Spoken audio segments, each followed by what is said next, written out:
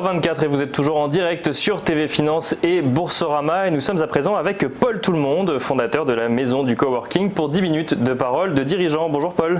Bonjour Nicolas. Alors la Maison du Coworking, le terme est assez évocateur mais est-ce que vous pouvez nous expliquer rapidement ce que ça fait? Oui bien sûr, alors la Maison du Coworking en fait on est un réseau d'espaces de coworking. Alors aujourd'hui plutôt présent en province avec 12 implantations et on propose des bureaux clés en main pour les TPE, PME et les créateurs d'entreprises. Donc c'est finalement une solution de coworking, mais avec une particularité, c'est que vous proposez d'un côté en fait d'investir en fait dans l'immobilier et de l'autre, une fois que vous avez trouvé les immeubles, vous les exploitez finalement avec une activité de coworking. Ouais, exactement. En fait aujourd'hui on a un peu une double activité. La première activité, bien évidemment, c'est opérateur de coworking. Donc on propose à des TPE des bureaux clés en main et sans engagement, et également un réseau d'affaires très fort puisque toutes les entreprises peuvent communiquer entre elles. Et de l'autre part, nous proposons d'investir dans les murs et en fait on réconcilie un petit peu les TPE qui cherchent de la souplesse dans leur bureau avec les investisseurs qui recherchent de la rentabilité et de la sécurité. Et donc aujourd'hui en fait on propose d'investir dans l'immobilier à partir de 10 000 €. Donc c'est des club deals dans lesquels plusieurs investisseurs mettent un ticket d'entrée et on propose des rentabilités de l'ordre de 8 à 10% net.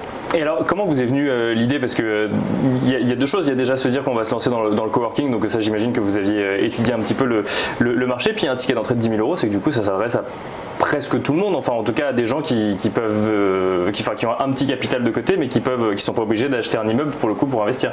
Ouais, tout à fait. En fait l'idée du coworking au départ je l'ai eu parce que j'étais utilisateur. Avec ma première expérience entrepreneuriale j'avais besoin de locaux. C'est là que j'ai eu l'idée de monter un espace de coworking pour partager les locaux et puis de pouvoir partager avec d'autres chefs d'entreprise dans un cadre sympa. Et puis par rapport à l'investissement immobilier, en fait la rentabilité du coworking est assez délicate et la rentabilité réelle est dans l'immobilier. Et donc le constat était là et donc l'objectif c'était vraiment de réconcilier l'investisseur immobilier avec l'occupant. Bien sûr. Et puis au début c'était plutôt des tickets d'entrée un peu plus élevés. On faisait ça plutôt avec des foncières ou des family office. Et aujourd'hui on a ouvert un petit peu la possibilité d'investir au capital des différentes sociétés qui investissent dans l'immobilier. Tout simplement parce qu'on a pour ambition de développer un réseau territorial au niveau national. Donc on a pour projet d'ouvrir plus de 50 espaces dans les 5 prochaines années. Et vous en avez ouvert un, pas à Paris, mais à côté de Paris récemment justement. Oui, tout à fait. On ouvre la 12e implantation à Levallois-Perret. Donc l'ouverture est pour fin août, début septembre. Donc c'est effectivement un bel immeuble à Levallois-Perret de 250 postes. Alors on va parler du coworking dans un instant. Juste avant, si on revient sur l'investissement, donc on a parlé des tickets d'entrée. Vous communiquez sur les performances que vous proposez à ces investisseurs du coup? Ouais, tout à fait. Alors en fait, en termes de taux de remplissage, aujourd'hui dans nos lieux, après 6 mois d'ouverture, on a un taux d'occupation moyen de 95%, donc qui est plutôt élevé dans le monde des espaces de coworking. Et ça permet en fait de générer une rentabilité immobilière nette de l'ordre de 8%. Il y a une durée d'engagement du coup pour l'investisseur sur ce genre d'investissement? Non, alors il est possible de prévoir de sortir. En fait, c'est des investissements qui sont assez liquides puisque si un investisseur veut sortir, il a la possibilité de le faire en vendant en fait ses titres aux autres associés du tour de table. Et alors ensuite, du coup, vous l'exploitez en coworking. Donc un coworking finalement, c'est mettre à disposition un lieu et potentiellement une connexion internet à une entreprise qui ensuite se l'approprie, mine de rien. Tout à fait. Mais en plus de ça, vous l'avez dit plusieurs fois, il y a vraiment cette idée de créer une animation, une rencontre et de créer un réseau entre différents entrepreneurs. Voilà. En fait, aujourd'hui, je pense que c'est la grande différence qu'on a dans nos espaces de coworking, c'est que c'est des espaces qui sont assez simples, mais pour autant qui ont une vraie communauté d'entrepreneurs. Notre job au quotidien, c'est de mettre en réseau les entreprises pour qu'elles puissent faire du business entre elles, s'aider en cas de difficulté. Et c'est vraiment ça qu'on propose aujourd'hui à la Maison du Coworking. Donc on organise plus de 450 événements par an dans nos différents lieux. Chaque lieu est interconnecté et la force du réseau, c'est que quand on est client dans un espace à Bois-Grenier par exemple, une ville que vous connaissez certainement pas mais qui est à 20 km de Lille, vous avez accès au centre de coworking de Levallois.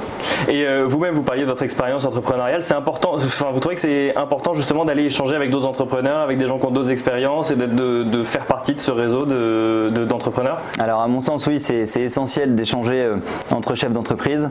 Il est vrai qu'il y a un certain nombre de réseaux. L'avantage du coworking, c'est que c'est un réseau à domicile, c'est-à-dire que c'est dans vos locaux que vous échangez avec d'autres entreprises. C'est à la machine à café, c'est sur tous les endroits un petit peu où on peut avoir des discussions informelles. Tout à fait. Un mot peut-être sur la suite. Donc vous venez d'ouvrir des locaux à Levallois-Perret. Quels sont vos projets pour la suite?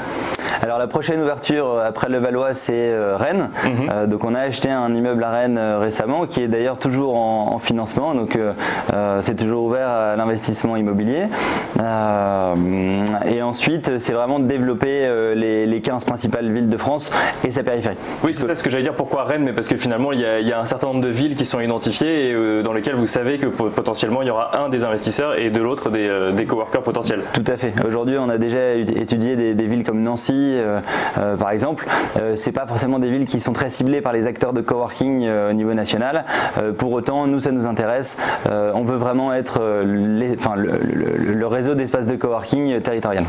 Et c'est un marché qui a l'air en plein essor puisque il y a plus d'1 million de freelances aujourd'hui en France qui du coup utilisent plus ou moins donc des espaces de coworking en plus des TPE et des PME. Donc on est presque sur un changement de mode de travail. En fait, aujourd'hui, on travaille plus tout seul dans ses propres locaux. On va vraiment dans un endroit où on peut échanger avec les autres. Oui, c'est ça. Alors en fait, la genèse du coworking n'est pas tout à fait récente puisque le coworking, c'est un peu un branding qui arrive récemment, mais ce métier existait avec les centres d'affaires il y a 30 ou 40 ans. Anglais, mais aujourd'hui, maintenant, on parle de coworking. Alors effectivement, c'est un peu différent de ce qui se faisait il y a 30 ou 40 ans. Et puis les centres d'affaires, du coup, se sont adaptés aujourd'hui. Dans la concurrence du coworking, aujourd'hui, il y a tout un tas d'offres. La première concurrence, c'est peut-être les mètres carrés disponibles. Après, effectivement, là, vous parlez de l'usage qui change. Effectivement, aujourd'hui, les entreprises utilisent différemment les locaux. Et on le voit même avec les grandes entreprises qui aujourd'hui ciblent des espaces de coworking pour implanter 250 ou 300 personnes. Oui, ça devient même des arguments de marque employeur pour certaines, effectivement. Oui. Exactement, ouais. Donc c'est vraiment... alors après, chaque espace de coworking, chaque marque, chaque enseigne de coworking propose un service à sa façon. Certains ciblent plutôt les grandes entreprises et proposent presque des immeubles de 10 ou 15 000 m² avec une entreprise par étage. Et puis nous, notre choix, c'est plutôt de cibler vraiment les entreprises de 1 à 10 personnes, en gros les TPE, qui cherchent vraiment de la souplesse et un réseau d'affaires très fort, quoi.